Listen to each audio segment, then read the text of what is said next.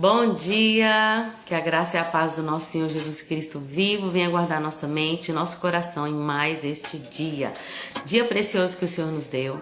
Estamos aqui, gente, para comentar um pouquinho sobre a leitura bíblica diária. Hoje nós terminamos o livro de Êxodo e aí nós lemos o capítulo 38, 39 e 40. E, gente, é um marco. São dois livros muito importantes, Gênesis e Êxodo. Estamos quase terminando o mês de janeiro. Se você persistiu, permaneceu e chegou até aqui, eu quero te dar uma palavra: não desiste, não desista, não desanime. Vá, persista, continue, porque a gente tem muita coisa para aprender com a leitura da Bíblia.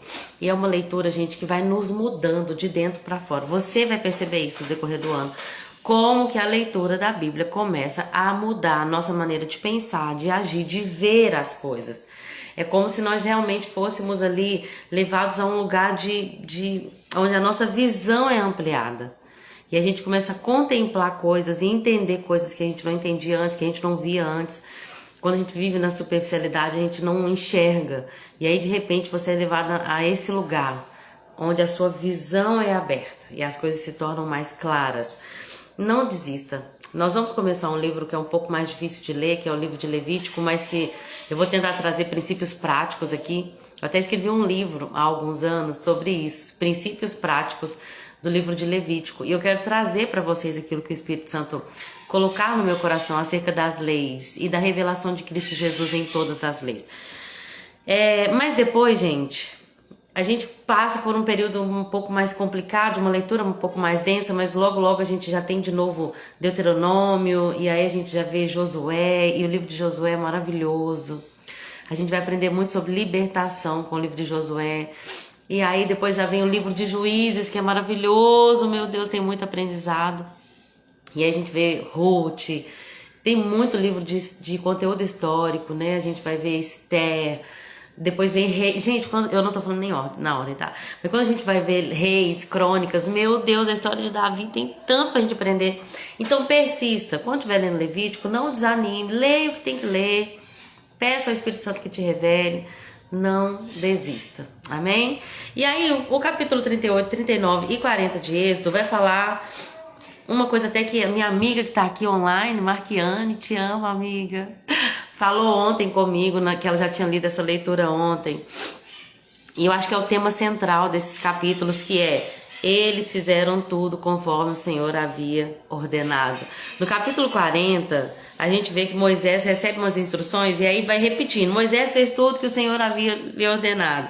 Conforme o Senhor havia ordenado, conforme o Senhor havia ordenado, conforme o Senhor havia ordenado. Eu sublinhei, gente, 1, 2, 3, 4, 5, 6, 7, 8 vezes essa frase: conforme o Senhor havia ordenado. E a gente repete aquilo que eu tenho falado nos últimos devocionais aqui.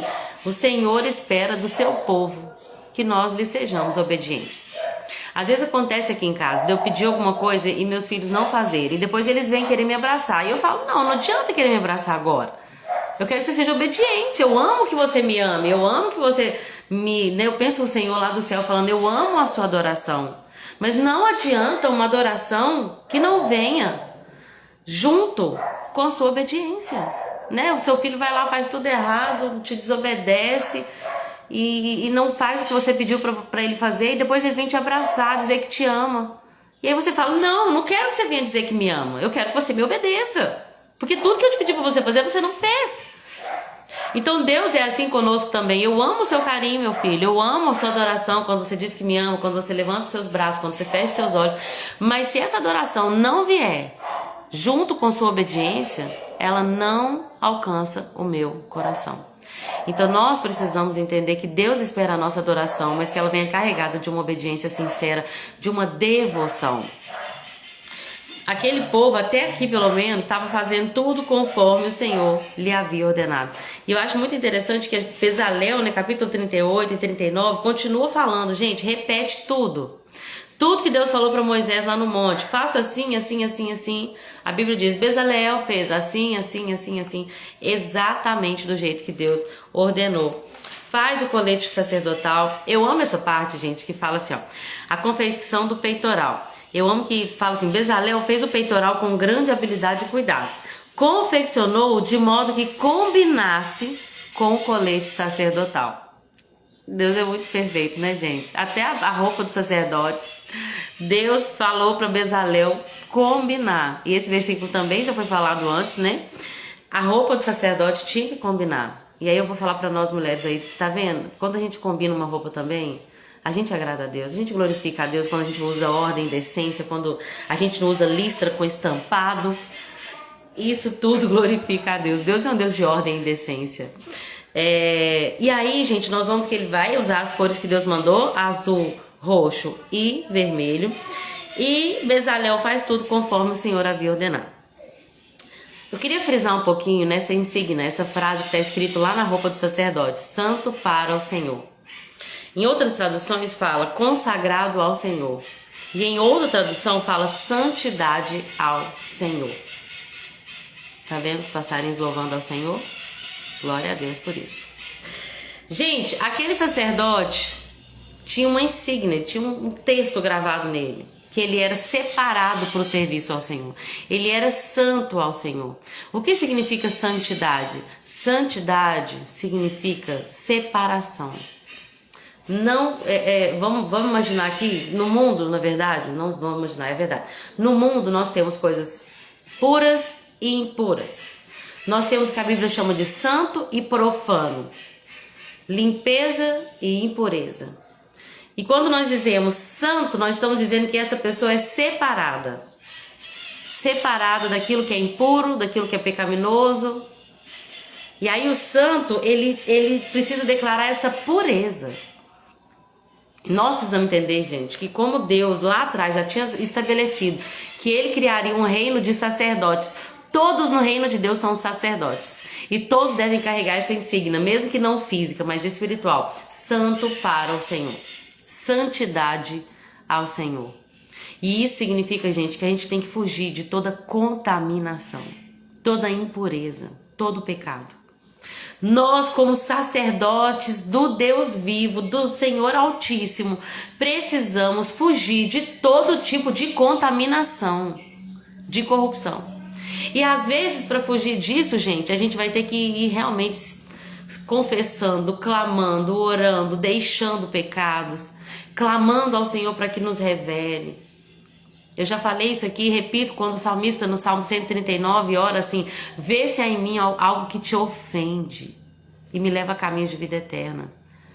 Essa deve ser a nossa oração. Senhor, tem alguma coisa em mim que é impura, que é profana? Tem algum pensamento que te ofende? Tem algo em mim que não é santo para o Senhor? Tem alguma corrupção? Tem alguma impureza? Nós precisamos pedir ao Senhor, porque Ele levantou sacerdotes santos para o Senhor. Todos nós somos sacerdotes. Todos nós precisamos fugir de todo tipo de impureza. E aí, gente, quando a gente foge de toda impureza e quando a gente é santo para o Senhor, então nós vamos poder viver o plano e a vontade de Deus para a nossa vida. Só assim nós vamos viver a boa, agradável e perfeita vontade de Deus. Porque é isso que fala lá em Romanos 12. Rogo-vos, pois, irmãos, que ofereçam o seu corpo como sacrifício vivo, santo e agradável a Deus. Só assim a gente vai experimentar, porque a Bíblia diz, para que experimenteis qual seja a boa, agradável e perfeita vontade de Deus. A vontade de Deus para a nossa vida, gente, é boa, ela é agradável, não é difícil de viver, é agradável e acima de tudo ela é perfeita. Como é bom viver a vontade de Deus para a nossa vida. Mas para isso nós precisamos ser santos. A Bíblia diz, sede santos como eu sou santo. Nós precisamos buscar santidade. E santidade é estar longe de todo tipo de impureza. Como um filtro que vai tirando as impurezas por camada, nós precisamos também clamar ao Senhor todos os dias e perguntar qual que é a impureza do meu coração que eu preciso remover hoje. Como que eu vou remover essa impureza? Começa, gente, entendendo que há necessidade de purificação. E o Espírito Santo é essa água purificadora que nos limpa, que nos transforma. Nós precisamos do auxílio dele, porque sem o Espírito Santo a gente não vê nada, a gente acha que está tudo certo. Nosso coração está cheio de maldade, de pecado, de contaminação, de erro, mas está tudo certo. Porque o Espírito Santo, como uma água cristalina e purificadora, nos revela e trabalha em nós aquilo que é necessário ser trabalhado. Então, acho que para a mensagem de hoje, aqui de manhã, eu queria trazer isso. Sede santos, porque Deus é santo. Não dá. Sem santificação, ninguém verá a Deus. Então, não dá para a gente ter um relacionamento com Deus sem a santidade dele. Sem buscarmos essa santidade. Amém? E aí, gente, o tabernáculo é armado. Há a obediência, né? Que Moisés faz tudo do jeito que Deus ordenou. E eu acho interessante que Moisés inspeciona o trabalho, né? Chega no final, ele bate o martelo, é isso. Tá do jeitinho que Deus mandou. E aí ele abençoa todo o povo. Mas eu queria só para terminar, focar nesses últimos versículos do capítulo 40, que fala da nuvem. Gente, é muito interessante isso. A nuvem cobriu a tenda do encontro. A glória de Deus foi tão grande depois que o tabernáculo foi pronto, foi terminado, que Moisés não podia mais entrar na tenda. A presença do Senhor, gente, ela era palpável naquele lugar. Era espessa. Vinha na forma de uma nuvem. A glória do Senhor encheu a tenda do encontro, encheu ali o tabernáculo. E aí, gente, eu acho muito interessante isso, porque lembra que desde o início, tudo que eu sempre tenho falado aqui, ó, a vontade de Deus desde Adão, desde o primeiro dia que a gente começou aqui, capítulo 1 de Gênesis, sempre foi a presença habitando no meio do povo. Era Deus indo para o jardim, aí houve pecado. Próxima tentativa, é Deus levantando no meio de Abraão, através de Abraão, um povo que ele estaria ali no meio deles com a presença real dele. E aí o que acontece é que o tabernáculo é estabelecido, ele é armado, a glória do Senhor enche e o plano de Deus está em andamento. A presença de Deus no meio do povo. Eu serei seu Deus e eles serão meu povo. Esse sempre foi o plano de Deus, essa sempre foi a vontade de Deus. É claro que isso seria uma revelação progressiva, porque Deus não quer habitar no meio do seu povo, Deus quer habitar dentro de nós. E nós vamos ver vários versículos com essa profecia. Não vão precisar de ninguém para ensiná-los, porque eu gravarei os mandamentos na tábua do seu coração. O próprio Espírito ensinará todas as coisas. A vontade de Deus sempre foi morar dentro de nós. Glória a Deus por isso. E aí, gente, falando sobre a nuvem para poder terminar, fala assim, sempre que a nuvem se levantava de cima do tabernáculo, os israelitas seguiam viagem. Então a presença de Deus, ela é uma presença direcional. A nuvem está aqui, o tabernáculo está aqui, né, montado aqui o tabernáculo, e a nuvem encheu o tabernáculo. É a presença de Deus no meio do povo. Quando a nuvem se levantava, as pessoas entendiam que era hora de se mover. E aí, para onde a nuvem ia, as pessoas iam também. Então, a presença de Deus, ela nos direciona para a sua boa, agradável e perfeita vontade. Quando a nuvem se levantava de cima do tabernáculo, os israelitas andavam e seguiam viagem. Lembre-se que eles estão no deserto agora. Eles estão no meio do deserto, tem um tabernáculo que é uma tenda móvel montada. E quando a nuvem se levanta, o que eles têm que fazer? Desmonta tudo, carrega tudo. Os levitas, só os levitas podiam ter acesso a esse trabalho, porque eles eram consagrados ao Senhor. Então os levitas desmontam o tabernáculo, separa tudo, leva tudo nas argolas, né? Muitas coisas não podiam nem tocar, era na argola. A Arca da Aliança é uma delas.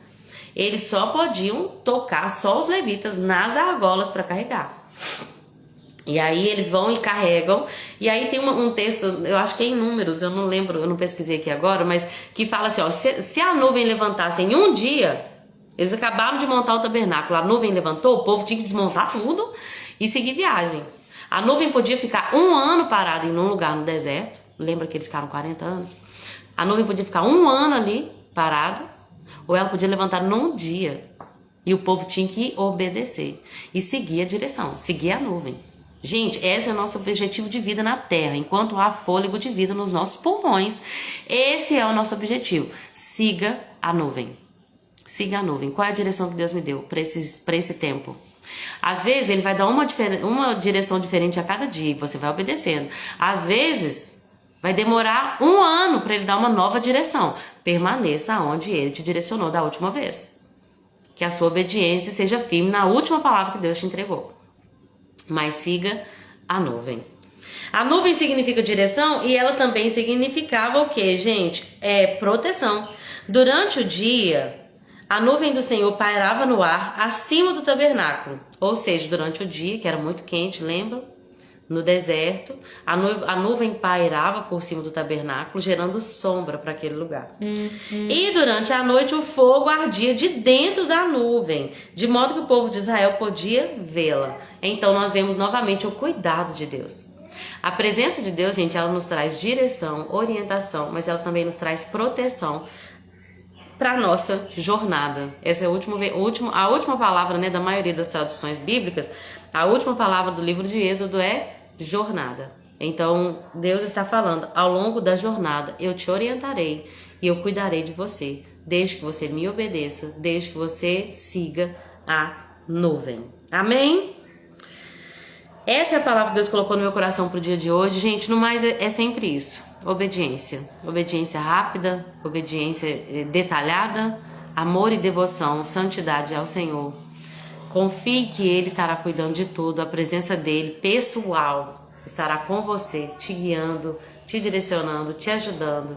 Entregue seu coração, seus planos, consagre tudo ao Senhor e Ele fará que tudo dê certo. Que tudo dê certo. Amém? É isso que eu queria falar no dia de hoje. Eu espero que Deus se revele a cada um de vocês na leitura bíblica diária, nesse devocional, e que todos nós saímos nesse ano, gente, cheios da presença, cheios da nuvem. Em nome de Jesus. Até amanhã, se assim Jesus permitir. Obrigada a todos. Tchau com Deus.